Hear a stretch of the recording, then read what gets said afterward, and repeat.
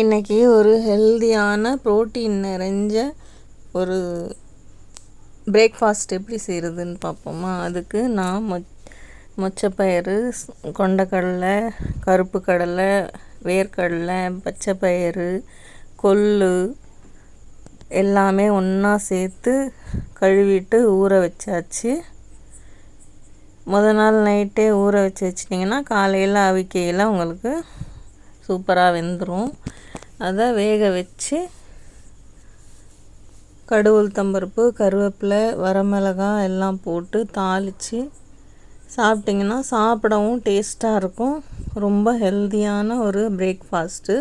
பசங்களுக்கெல்லாம் செஞ்சு கொடுங்க. வாரத்தில் ஒரு நாளாவது இந்த மாதிரி ஒரு பிரேக்ஃபாஸ்ட்டு நீங்கள் ஆட் பண்ணிக்கோங்க உங்களோட பிரேக்ஃபாஸ்ட்டில். ரொம்ப ஹெல்த்தியான ஒரு ஃபுட். தேங்க்யூ.